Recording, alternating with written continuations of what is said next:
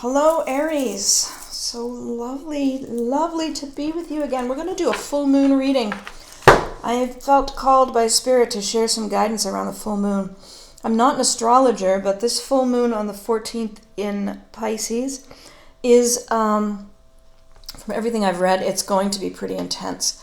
And it has the potential to bring a lot of turmoil emotionally, some strife in your relationships perhaps, but it also has this massive amount of energy that we can harness for some transition and some transformational moments as we grow and we continue our journey here.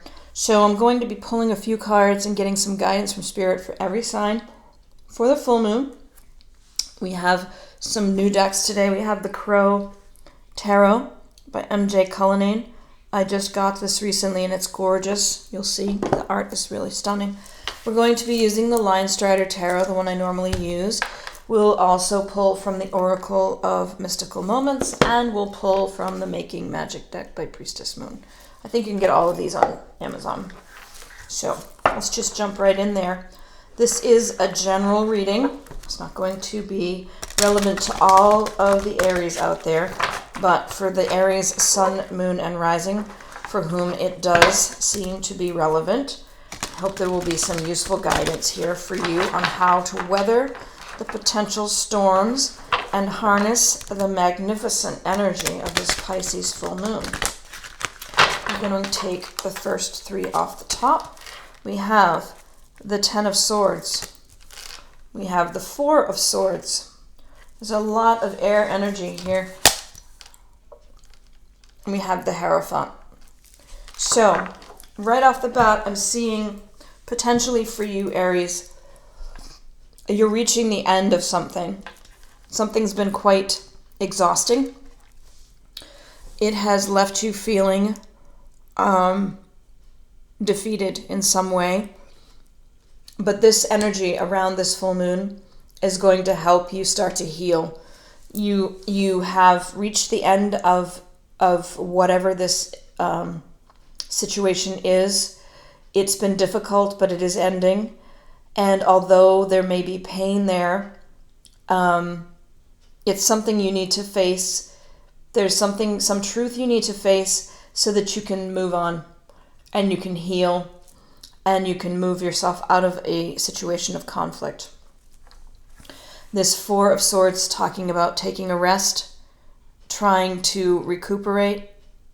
You can see him there. This is a situation where you have a need to spend some quiet contemplation time. You know, possibly your it's sort of a minor hermit energy, right? You're going to be isolating yourself a bit in order to heal and to restore your energy and strength so that you can go back out there. So whatever this is that's ending, this is, it potentially is painful for you. And this full moon energy where there is conflict and strife possible, very strong emotional currents, it might bring something to the head that needed to end anyway. And in that ending, you have the seed of healing and moving forward. So whatever it is that needs to end is going to end. And you will follow that with a time where you just naturally know you need a little time to yourself to heal. The Hierophant energy is coming in next. This is a healer, a teacher, possibly a spiritual guide. You may be getting in touch with the feeling that you hold some answers and truths in you that you weren't previously aware that you do. So being your own teacher in some sense, Aries. Let's get a little further guidance from the Linestrider Tarot. Just two cards, please, Spirit, for Aries. Some guidance on how to weather the storms, how to best manage the endings that are coming for Aries in this. This full moon can be a really impulsive time. This energy can be just really strongly moving you to make shifts and changes quickly. And I would just say that's a natural tendency of yours, so you might want to try to be a little aware of repercussions or long-term outcomes of decisions you're making, just because your natural impulsiveness is going to be further heightened, right? There's going to be this extra surge of impulsiveness in this moon. So for you, I think this is something that's ending that needs to end. It absolutely does, and you do need to have some time to heal and to recharge. So it's not that your impulsiveness during this full moon is going to make it end, but it's possible that it has been needing to end and you've been delaying that choice, Aries.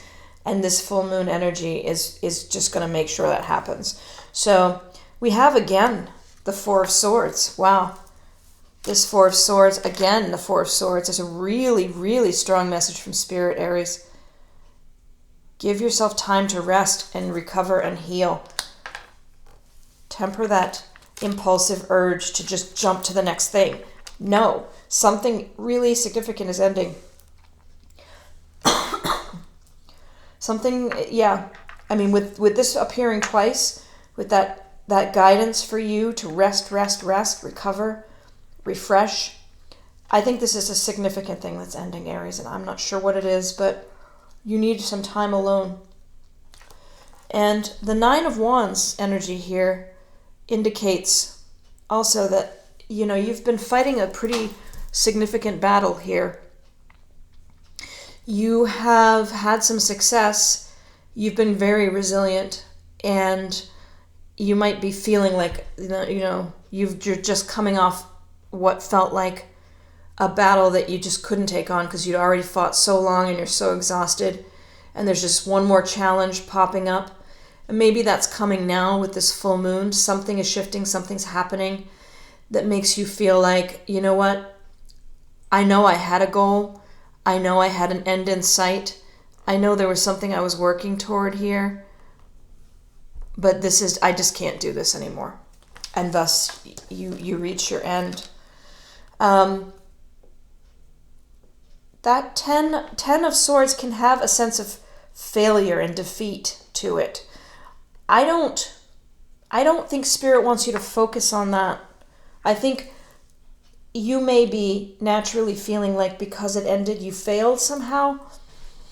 But what I'm seeing is that you've worked really hard, Aries, on whatever this is. You've tried very hard to make it work, and it just didn't. And it's okay. It's some things, it's sort of this wheel energy. Some things come, some things go. It is normal for things to end. The focus for you around this full moon should be on this rest and recovery.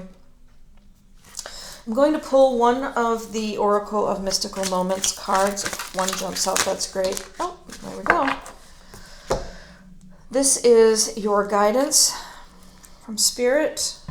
Further guidance on managing this full moon energy. To the Moon and Back, number 51. See her. Let's read what the book has to say about number 51.